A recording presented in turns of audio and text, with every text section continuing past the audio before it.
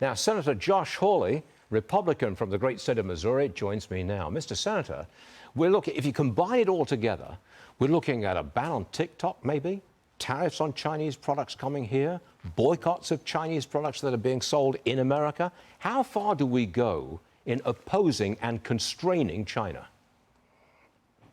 Well, I think the key thing is how can we get our trade deficit with China down to zero, back to balance? To me, the key thing about the trade deficit with China is every dollar represents money that we are investing in their military, that we are investing in their industrial growth, money that effectively they're taking from us. So they've already taken almost 4 million jobs since the year 2000. 60,000 of those jobs are from my state.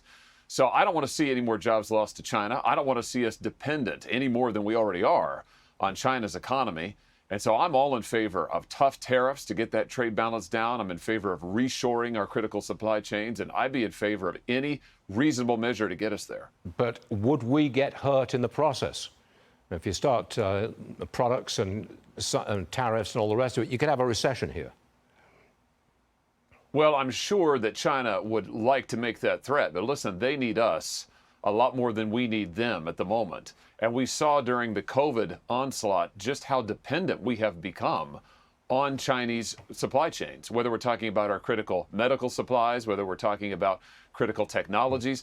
I think we want to correct that real fast. We do not want to be in a situation where we can't get drugs, antibiotics, basic medical supplies because China decides they won't give them to us. We need to reshore our critical supply chains. And frankly, we need to bring back good-paying blue-collar jobs to this country. Again, we've lost almost 4 million of them to China since China joined the WTO. That was a huge mistake on our part, in my view. We need to correct that. Mr. Senator, I want to talk to you about Dianne Feinstein and John Fetterman. Both of them have suffered ongoing health complications in recent months. There is concern about their ability to keep on serving in Congress. Who decides if they're fit to serve, and on what grounds do they make that judgment? Well, they've got to decide ultimately. Both of them are the duly elected senators from their state, and so their respective states, that is, and so they've got to make the decision. I wish them both well. I've enjoyed serving with Senator Feinstein on the Judiciary Committee. Now, I'll tell you this.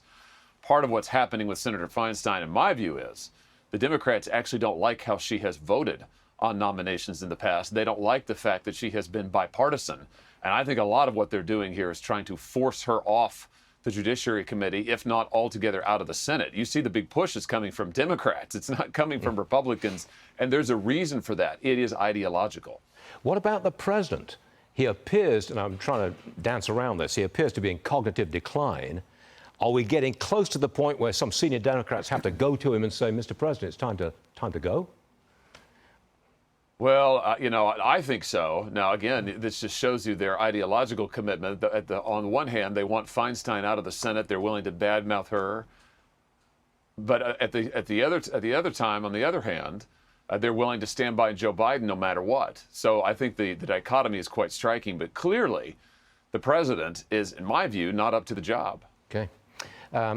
Forgive me for doing this, Senator, but I remember you questioning a Berkeley law professor. You asked if you know what's coming.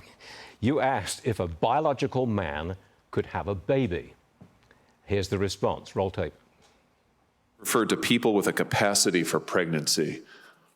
Would that be women? Many women, cis women, have the capacity for pregnancy. Many cis women do not have the capacity for pregnancy.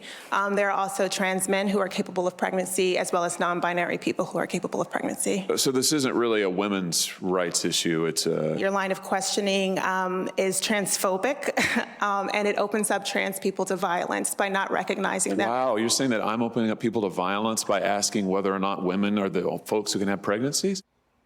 Mr. Senator, that was classic. I've run that several times on this program because we were so impressed. But you've got a book out, and it's about masculinity, and it's called Manhood, the Masculine Virtues America Needs. You clearly have a strong idea about who's a man and who's a woman, don't you?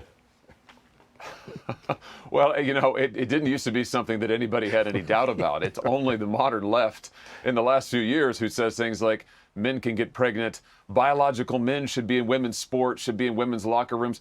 This is crazy stuff. The American people know it's crazy, and my message is simple. To men, to young men especially, we need to send the message that we need you to step up. We need you to get a job. We need you to start a family. We need you to be a protector, a provider, a defender, and to serve this country. If you do that, you can help power America into this great 21st century in ways we never imagined. But America needs good, strong men. I think we need to send that message.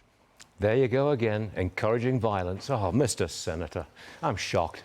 But thanks very much for coming on the show, and we'll read your book. Good stuff. Josh Hawley, thank you, sir. Appreciate it. Thanks for having me. Yes, sir.